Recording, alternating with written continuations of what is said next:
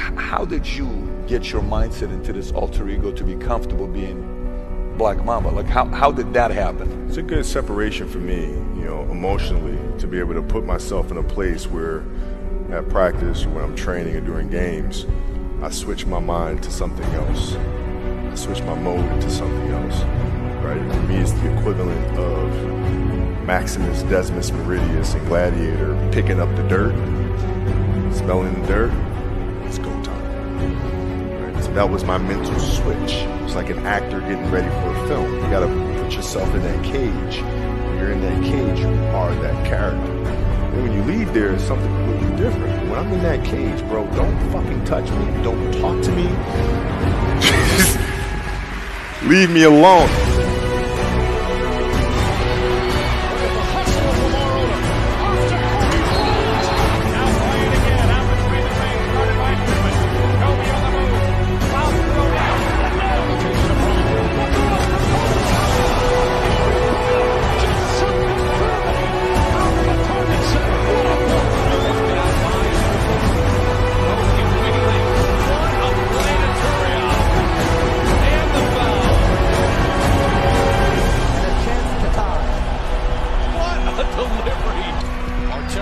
Gets it to Bryant.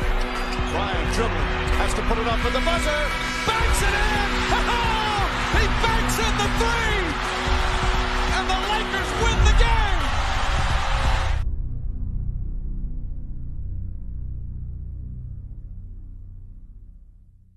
So what is your recruiting approach? So if you're sitting down with me, I'm somebody you really want me on the team. What's your approach to recruit me?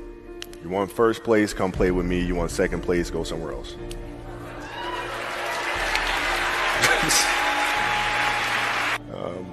Trivial things weren't going to pull my attention. It had to be things weren't going to pull my attention. It had to be things that were, I had a purpose. I wanted to be one of the best basketball players to ever play.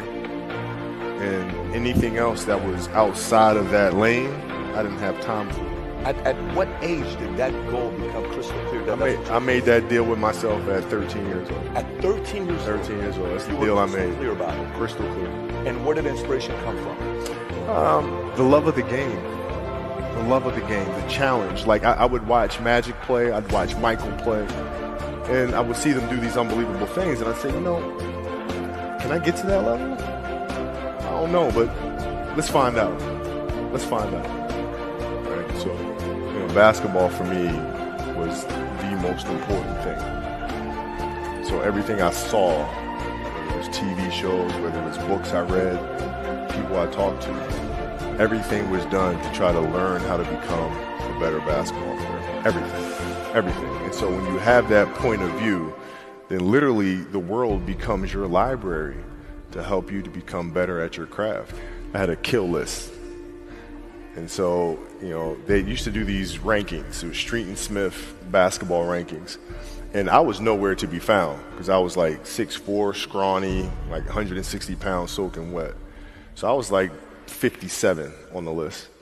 And so I will look at 56, 55, all the way up to number 1, who these players are, what club teams they played for. So when we go on an AAU travel circuit, I got to hunt them down, right? And so that became my mission in high school, is to check off every other person, all those 56 other names, hunt them down and knock them down. That was it. Get a target on them right off the bat. That was it. Very simple. That's unbelievable. So when you played at 13, I would size you up and see what your strengths and weaknesses are. How do you approach the game? Are you silly about it? Are you goofy about it? Are you good at it just because you're bigger and stronger than everybody else? Right? Or is there actually thought and skill that you put into it? Right? And when I'd play to my weaknesses. I wouldn't play to my strengths. I played to my weaknesses. Because when you're playing summer basketball, there's so many games. So there's not a lot of skill work being done. So when are you going to get better? Right? When you're playing in competition situations, you're only playing to your strengths. Why? Because you want to win. Right? So what I would do, I was work on the things during those games that I was weak at. Left hand, pull-up jump shot, post game. Right? So I have a strategy. And so then fast forward to when I'm 17, and my game is completely well-rounded, and that player at 13 that I saw at 13 is still doing the same shit at 17, now you got a problem. Shaq was whispering something in your ear. What did Shaq say to you in that moment? I don't even know. You don't remember? No, I wasn't paying attention. Got You know, like it was, you know, like for me, it's maybe it's a little like asshole of me or whatever, but whatever. He was trying to whisper encouraging things. I was like, I'm fucking fine. Okay, I shot 5 air balls on national TV in front of millions of people that cost us the series, and I'm 18. I'm fine, dude. How do you get there how does somebody get there mentally with that public humiliation? To some people hurts them and they don't come back because, you know, there was a player, Barbosa. I don't know if you remember Barbosa. Yeah. Of course you remember. Of course. He was extremely talented for a good, quick first step, but they said he wouldn't do well when the spotlight was on him. Yeah. How did you get mentally and emotionally so strong where it doesn't bother you? Well, you know, you got to look at the reality of the situation. You know, like for me, it's not, you know, you kind of got to get over yourself. It's not about you, man. Like, okay, you feel embarrassed. You're not that important. Like, get over yourself. That's where you go. Get over yourself, right? Like you're worried about how people may perceive you, and like you're walking around and it's embarrassing because you shot 5 air balls. Get over yourself, right? And then after that, it's okay. Well, why did those air balls happen? Got it. High school, year before, we played 35 games max, right? Week in between, spaced out, plenty of time to rest. In the NBA, it's back to back to back to back to back to back to back. I didn't have the legs. So you look at the shot, every shot was online. Every shot was online, but every shot was short. Right? I got to get stronger. I got to train differently. The weight training program that I'm doing, I got to tailor it for an 82-game season so that when the playoffs come around, my legs are stronger and that ball gets there. So I look at it with rationale and say, okay, well, the reason why I shot air balls is because my legs aren't there. I go, well, next year they'll be there. That was it. Done. Yeah. What was really your work ethic like, and for how long did you stay disciplined? Well, I mean, every day. I mean, since, you know, for 20 years. I mean, it was an everyday process and trying to figure out strengths and weaknesses. For example, jumping ability. Man, my vertical was a 40, it wasn't a 46 or a 40, 45. My hands are big, but they're not massive. Right? So you got to figure out ways to strengthen them so your hands are strong enough to be able to palm a ball and do the things that you need to do. Quickness, I was quick, but not insanely quick. I was fast, but not ridiculously fast. Right? So I had to rely on skill a lot more. I had to rely on angles a lot more. I had to study the game a lot more. And but I enjoyed it though. So like from the time I can't remember when I started watching the game, I studied the game, and it just never changed. What was the conversation like with your wife to say, listen, this is the schedule? Because, look, you know, some entrepreneurs, they're coming home at night and late, oh my gosh, my wife is upset because I came home at 11:30. Yeah. Oh my goodness, what a sacrifice I'm making. You know, this life's, you know, I don't know if I can do this. Sure. You're on the road 9 months out of the year. You especially played Olympics. You won 2 gold medals, so you're doing that on the off season and you're trying to get that part going and training for doing your camps. What is the conversation like with your wife and kids to say, listen, this is what I'm doing? How did that conversation go? Well, with the kids, it's different. So, like, the communication with our children is that, you know, Pops is working hard. This is the level of attention to detail you need to have in everything you do. So it's setting the example. Same thing with my wife. My wife's a stay-at-home wife. It's the hardest job, man. Right? So she works really hard at that. I mean, it's, you know, and so her attention to detail with that as well are examples for our children. And then for my wife, it's, you know, she's as competitive as I am. She's just like, listen, man, if you're going to be out here training 8 hours a day, if you're going to spend 9 months out of the year away from your family, you better fucking win the championship. What are we doing this for?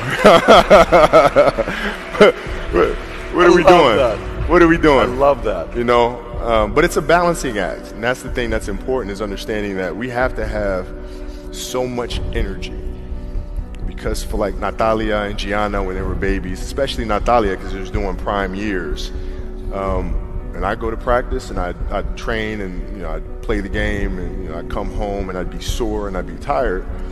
And she wants to go swimming. She wants me to take her to the park. She wants to just jump on my back or whatever the case may be. You can't say, I'm too tired, I'm going to lay down. That's not fair. She doesn't know what the hell's going on, right? And if this was a game, you'd suck it up and play. I play games with the flu. I play games with 102-degree fever, man. You can't do that. That is so powerful. Right? You got to be on, man.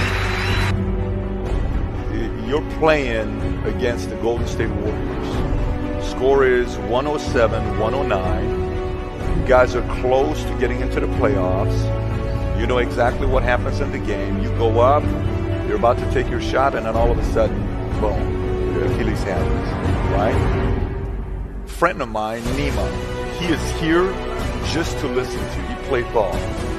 And he told me, he says, Patrick, I don't think you understand. He says, when I tore my Achilles in high school, he says, 4 friends of mine dragged me to my house. I was crying from there straight to the hospital. He says, I have no clue how the hell this guy did it. He went and hit the free throw, and then he walked off the stage. Yeah. And he got the surgery done. Yeah. How the hell do you tolerate that kind of pain? You know, I use this. I tell this example, and I think this is the best way to explain it. You know, you have a hamstring injury, you pull your hamstring really, really badly. You can barely walk, right? Let alone play anything, soccer, basketball, volleyball, whatever it is. You can't do anything. Doctor tells you go home, sit up on the couch, rest your hammy, right? Stay off of it. Don't get up. No sudden movements. You're at home. All of a sudden, a fire breaks out in the home.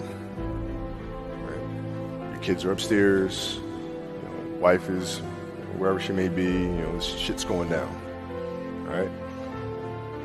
I'm willing to bet that you're going to forget about your hamstring. You're going to sprint upstairs. You're going to grab your kids. You're going to make sure your wife's good. You're getting out of that house.